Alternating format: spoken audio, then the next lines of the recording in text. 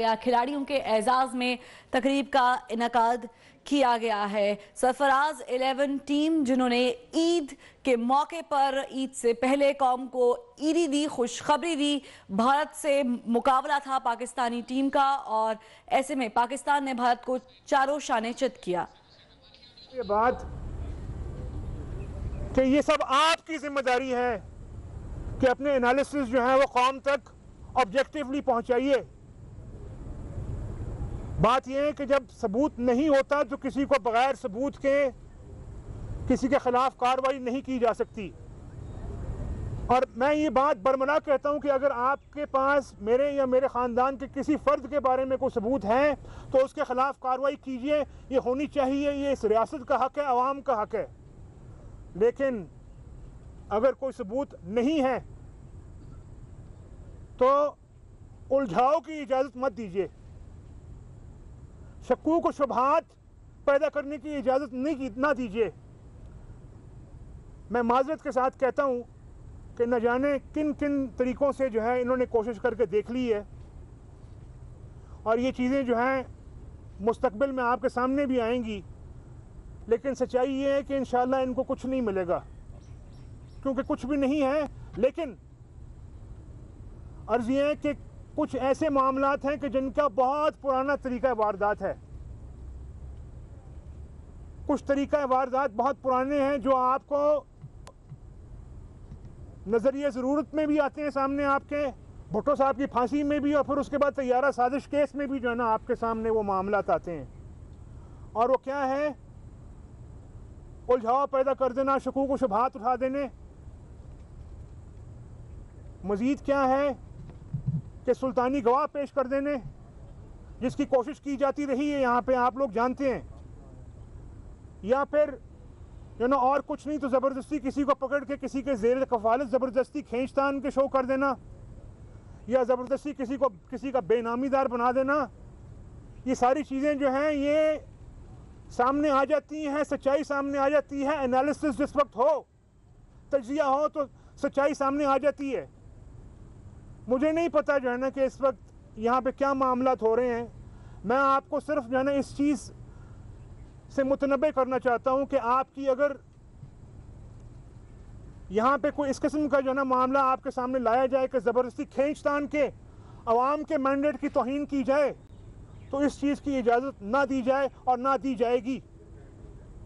और एक बात मैं ये ज़रूर कहूँगा यहाँ पे कि ये पहले तैयारा साजिश केस की सूरत में हो चुका है, हमारे अपने साथ हो चुका है, सुल्तानी गवाह पेश किए जा चुके हैं। लेकिन मैं इस ज़िम्न में इस रियासत के हर अहलकार से, ना सिर्फ JIT बल्कि इस रियासत के हर अहलकार से मैं अर्ज़ करूँगा कि आपने देखा है कि आज तैयारा साजिश केस जो है वो कहाँ है और मुशर्रफ कहाँ है। तो लिहाजा कोई गैर कानूनी काम करने से पहले जो है आप ये देख लीजिएगा कि कल को उन्हीं अदालतों के कटहरों में आप खड़े होंगे और आपके ऊपर क्या इल्ज़ामात होंगे और क्या तहकीकात जो है ना आपके ख़िलाफ़ होती होंगी, वो आप सबसे बेहतर जानते हैं। लिहाजा उस चीज़ को आप मद्देनज़र रख लीजिए। यही मीडिया है, यही वकला बरादरी है, यही सियासी बरादरी है। आपने अगर कोई खिलाफ आइन काम किया, खिलाफ कानून काम किया, तो ये आप ना समझिए कि आप उसे बच के निकल जाएंगे। सुप्रीम कोर्ट के फैसले के मुताबिक आप मनी ट्रेल नहीं दे सके, जिसकी वजह से JIT को बैठना पड़ा।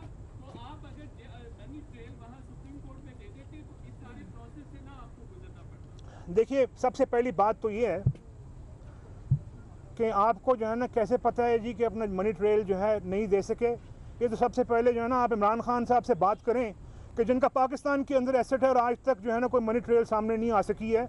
मुझसे जो है ना आप ये बात ना करें। और मैं आपको ये बात कहूँगा कि मनी ट्रेल और नो मनी ट्रेल, बात ये है कि ये पब्लिक किया जाए बाकायदा कि वज़ीर आज़म नवाज शरीफ साहब का क्या ताल्लुक़ है किसी भी जो है ना बाहर बैरून मुल्क असासे से।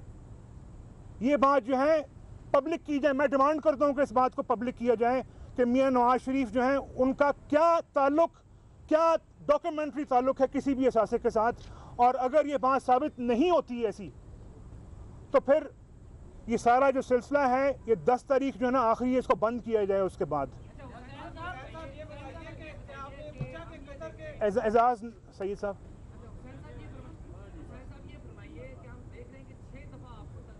जी और पूरी फैमिली में सिर्फ आपको 6 दफा तलब किया गया है, उसकी वजह आपको क्या समझ में आती है कि आपको ही क्यों 6 दफा तलब किया गया है?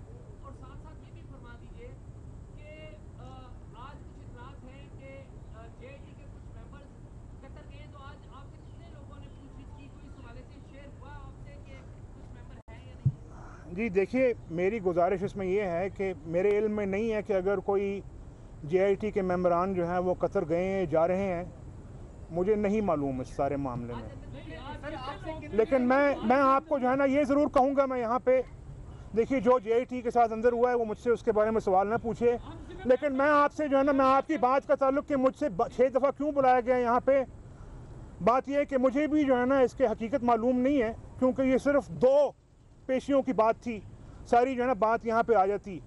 लेकिन मैं आपको ये सिर्फ अर्ज़ करूँ कि जो मुझे नज़र आता है इस वक्त कि इनके पास कोई सबूत नहीं है, ये सिर्फ जो है ना मामलात को उलझाने के लिए बार बार बुलाते रहे हैं।